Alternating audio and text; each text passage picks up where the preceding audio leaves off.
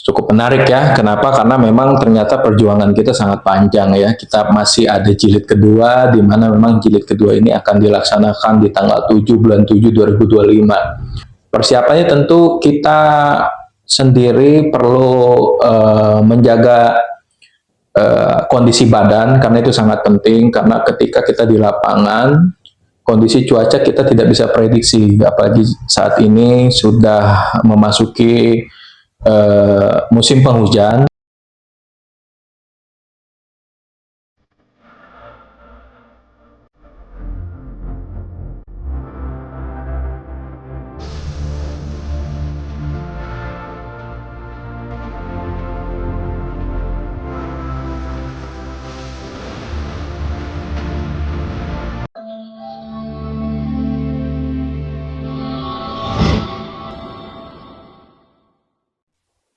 Selamat siang, Bang Fahmi. Ya, selamat siang, Abang.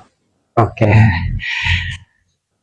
Gimana menurut Abang soal rancangan undang-undang perampasan aset?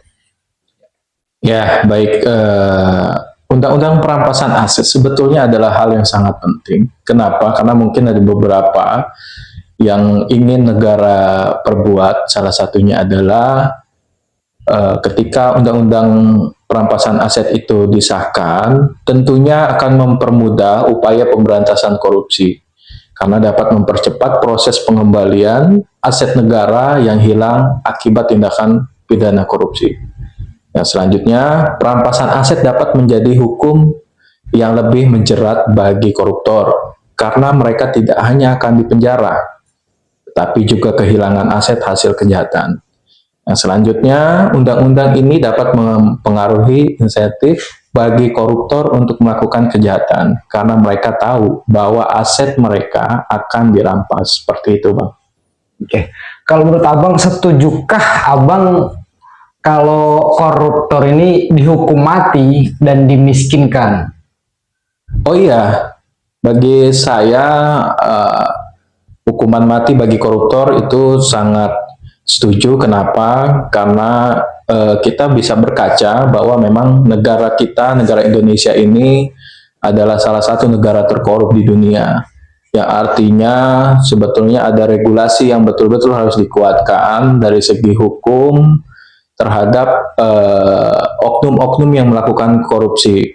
Ya, salah satunya untuk melakukan efek jera terhadap koruptor, yaitu adalah melakukan hukuman mati terhadap oknum yang terbukti melakukan korupsi seperti itu. Apalagi sudah merugikan negara ya, seperti itu, Bang. Oke. Saya melihat Abang kemarin tanggal 7 Mei itu ya, Gaskan Muri bersama aliansi masyarakat lainnya itu peduli, bahkan kemarin melakukan aksi di gedung DPR RI. Nah, saya melihat di situ Abang sebagai ketua tim keamanan ya. Nah, saya lihat juga Abang kemarin kerja keras juga sangat luar biasa ya di situ. Bahkan kemarin juga ada yang pingsan, Abang juga gotong, terus sampai benar-benar kayak memberi pertolongan lah ya di situ. Pas kejadian itu tuh sebenarnya gimana sih Bang kondisi lapangan di situ? Ya, baik Bang. Betul sekali, pada saat aksi kemarin, aksi damai undang-undang perampasan aset, saya ditunjuk sebagai ketua koordinator pengamanan, yang dimana memang tugas saya mengawal proses demo aksi damai ini berjalan dengan baik, tidak ada hambatan secara personil maupun juga kegiatannya. Nah, memang betul kemarin itu ada beberapa yang pingsan karena memang kondisi pada saat itu situasi hujan, cuaca ya, itu awalnya panas terik, dan di jam 13.00 kurang lebih terjadilah hujan yang cukup lebat. Nah, ini yang mengakibatkan kondisi daripada teman-teman yang melakukan aksi demo ini sangat ngedrop ya. Bahkan mungkin ada yang mungkin sebelumnya malamnya dia begadang. Nah, ini kondisi seperti ini yang memang mempengaruhi kegiatan kemarin. Banyak yang ada beberapa lah ya, ada beberapa yang pingsan, dan kebetulan saat itu saya ada di lokasi dan melihat langsung. Jadi kami langsung merespon dengan tim keamanan lainnya untuk melakukan pertolongan, dan bahkan juga ada yang kita kita langsung bawa ke rumah sakit karena perlu penanganan lanjutan daripada dokter seperti itu. Oke, saya dengar-dengar untuk aksi berikutnya mungkin teman-teman dan yang lainnya ya, terutama kemarin Gaskan, Muri, dan aliansi beberapa kemarin itu akan melakukan aksi demo jilid yang kedua. Gimana sih persiapan untuk aksi jilid 2 nanti di 7 Juli 2025? Ya, baik. Cukup menarik ya. Kenapa? Karena memang ternyata perjuangan kita sangat panjang ya. Kita masih ada jilid kedua, di mana memang jilid kedua ini akan dilaksanakan di tanggal 7 bulan 7 2025. Nah, untuk pertanyaannya seperti apa persiapannya ya? Persiapannya tentu kita sendiri perlu menjaga kondisi badan, karena itu sangat penting, karena ketika kita di lapangan kondisi cuaca kita tidak bisa prediksi, apalagi saat ini sudah memasuki musim penghujan. Saya harap rekan-rekan yang ikut dalam aksi nanti persiapkan kondisi badan, pastikan memang dalam keadaan fit, karena kita harus paham, kita harus tahu bahwa yang kita akan suarakan ini adalah suara yang betul-betul kita dapat dari hati ya, yang ingin kita sampaikan kepada pemerintah. Jadi tentunya kita pasti akan terbawa, suasana emosional kita pasti akan kebawa. Makanya itu saya selaku daripada tim keamanan, ketua koordinator tim keamanan, menyarankan rekan-rekan sebelum melakukan kegiatan, alangkah baiknya untuk memastikan fisik atau kondisi badan dalam keadaan fit seperti itu. Mungkin itu gambaran yang saya bisa sampaikan, karena saya selaku ketua koordinator keamanan tentunya bertanggung jawab nanti ketika pada aksi damai, bagaimana tim daripada Muri maupun dari Gaskan dalam keadaan kondisi baik-baik dan tidak ada hal-hal yang tidak diinginkan seperti itu. Oke. Untuk persiapannya sendiri Bang, saya melihat di sosial media itu bahwa akan ada aksi damai di 7 Juli nanti itu kurang lebih masa yang akan datang minimal 3.000 bahkan sampai 5.000. Gimana untuk persiapannya keamanan sendiri? Yang saya tahu dengan jumlah massa yang mungkin tidak sedikit ya, 3.000 sampai 5.000, itu pastinya dari keamanan harus benar-benar harus benar-benar inilah ya, untuk keamanan harus benar-benar bisa dikondisikan dengan baik. Nah, gimana persiapan Abang untuk nanti ketika mungkin kita bisa menilai aksi yang kemarin ya 100, 200, 300 atau sampai 500 orang itu masih bisa ditangani dengan baik. Tapi kalau sampai 5.000 nih, itu kan untuk kondisiin kan juga agak sedikit ini ya. Gimana persiapan Abang sendiri nih? Ya, baik, terkait dengan aksi jilid 2 selanjutnya yang dikabarkan akan ada masa 5.000 ya. Ya, tentunya kita kembali lagi kepada peraturan daripada demonstrasi. Nah, itu poin yang nanti akan kami briefing terhadap orang-orang yang ingin melakukan aksi damai tersebut. Ya, tentu saja ketika kita melakukan kegiatan di demo nanti itu tidak boleh kita melakukan hal-hal yang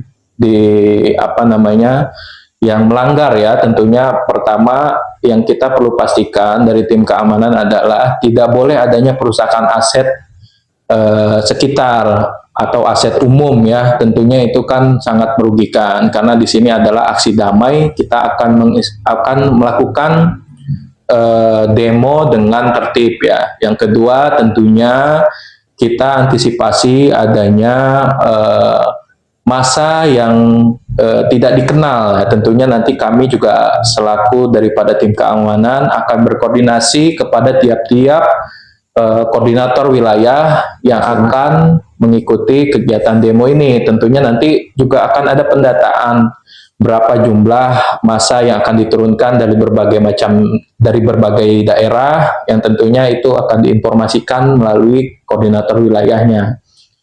Dan tentunya itu tidak mudah, tetapi kami dari tim keamanan akan melakukan screening lebih ketat lagi karena kondisi di lapangan kita tidak bisa prediksi. Maka dari itu antisipasi kami dari tim keamanan adalah ketika sebelum kegiatan kami akan melakukan screening, pendataan, dan pada nanti waktunya di lokasi kami juga akan terus mengawasi pergerakan-pergerakan yang mencurigakan, bahkan sampai pergerakan-pergerakan yang sudah di luar daripada tujuan daripada aksi demo nanti, seperti itu, Abang. Oke. Gini Bang, yang saya lihat aksi demo ketika nanti udah membludak ya, biasanya kan ada aksi anarkis, ada yang sampai bawa sajam, ada yang coret-coret, dan bahkan ada perusakan-perusakan di lingkungan sekitar gedung DPR RI. Apakah sanksi untuk mereka-mereka yang berbuat seperti itu? Ya, mohon ini Bang, diinstruksikan. Iya. Tentunya kami selaku tim keamanan akan bertindak tegas bagi siapa saja massa yang nanti akan mengikuti aksi damai nanti di tanggal 7 bulan 7. Kami akan langsung mengamankan bagi massa yang melakukan perusakan, terus melakukan kata-kata yang dapat